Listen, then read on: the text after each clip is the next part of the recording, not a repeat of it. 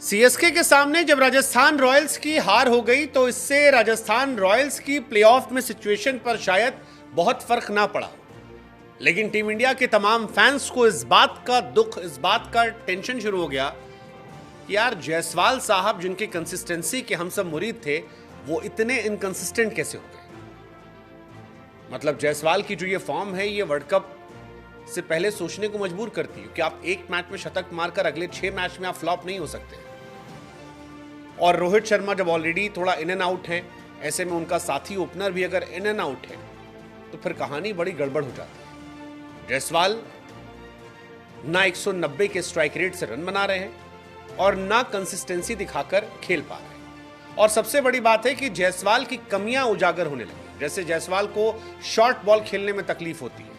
अब ये समस्या बार बार उनके आउट होने को लेकर अगर आ रही है तो फिर ये कहानी परेशान करने वाली है, क्योंकि 21 बॉल पर 24 रन जायसवाल बनाकर आउट हुए तो फैंस के मन में था, गुरु 3-4 ओवर खेलने के बाद ना तुम रन बना पाए और ना तुम मोमेंटम शिफ्ट कर पाए।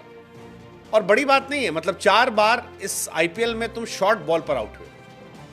अब अगर वर्ल्ड कप में रोहित और जायसवाल दोनों ओपन करते हैं और दोनों ओपनर थोड़े आउट ऑफ फॉर्म होते हैं तो क्या ये खतरे की घंटी टिंग टोंग है। हालांकि बहुत सारे लोगों का मानना है कि एक ऑप्शन इंडिया के पास है।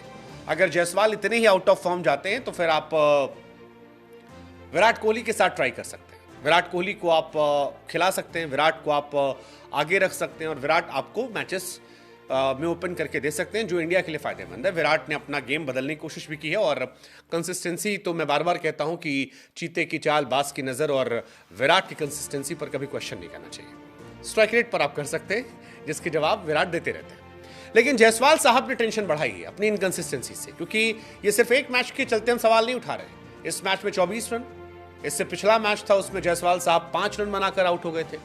उससे पिछला मैच जो था जायसवाल साहब का, उसमें जायसवाल साहब 10 रन बनाकर चले गए थे। उससे पिछले मैच में जायसवाल साहब खाता नहीं खोल पाए थे। उससे पहले मैच में जायसवाल साहब 24 रन बनाकर गए थे। उससे पहले मैच में जायसवाल साहब 39 रन बनाकर गए थे, फिर 19 रन बनाकर गए थे। एक मैच वो चले थे जिसमें 104 रन बनाए थे। उसके पहले भी वो फ्लॉप थे, 24 रन बनाए थे, 4 रन बनाए थे, 24 रन बनाए थे। तो अगर 2 मैचेस ओवरऑल पूरे आईपीएल में हटा दें, जिसमें एक में एसआरएच के सामने 67 रन है और एक मैच में जिसमें 104 रन है, तो 12-13 मैच में जायसवाल साहब जो हैं वो फ्लॉप हुए हैं। और ये रेशो बड़ा खराब है कि आप 12 में से 2 मैच चलते हैं, 10 मैच फ्लॉप होते हैं।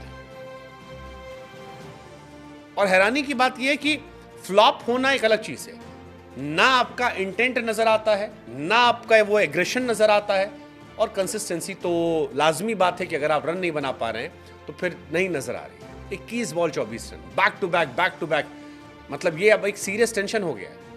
यशस्वी जायसवाल के 12 मैच में 344 रन है, केवल 30 का एवरेज है, 1 शतक है और फ्लॉप शो लगातार जारी है। और सीएसके के सामने तो बीते सालों में कई बार अच्छा किया है, लेकिन अब बहुत खराब किया। 21 ball 24 run, I mean it's not expected from Yashasvi Jaiswal. Yashasvi Jaiswal की अगर आप बात करेंगे तो जायसवाल पावर प्ले के आसपास ही निपट जा रहे हैं, उन्हें बहुत लंबा खींचना ही नहीं पड़ रहा है। यशस्वी जायसवाल ने 12 मैच खेले हैं जिसमें 263 रन बनाए हैं पेसर्स के सामने 178 बॉल पे, और 11 मरतबा वो आउट हो गए।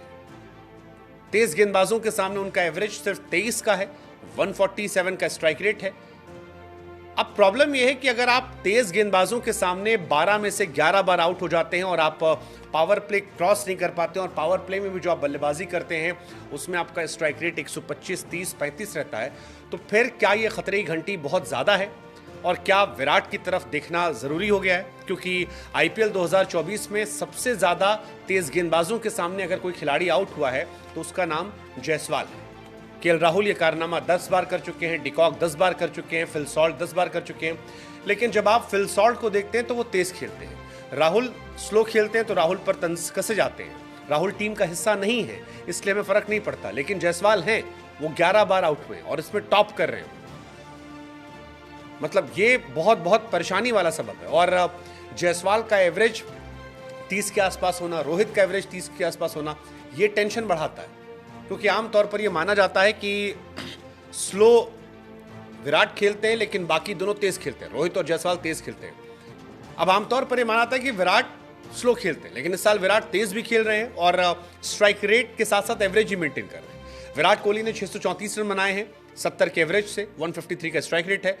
रोहित और जायसवाल के रन मिला देंगे तब वो विराट के पास पहुंचते हैं, और एवरेज दोनों का मिला देंगे तभी नहीं पहुंचता है। तो ये खतरे की घंटी है बहुत बड़ी। गायकवाड़ साहब अच्छा खेले लेकिन वो टीम में नहीं है। सो क्वेश्चन यही है कि क्या ऐसे चलेगा? ये इनकंसिस्टेंसी आगे इंडिया को तो नहीं परेशान करेगी?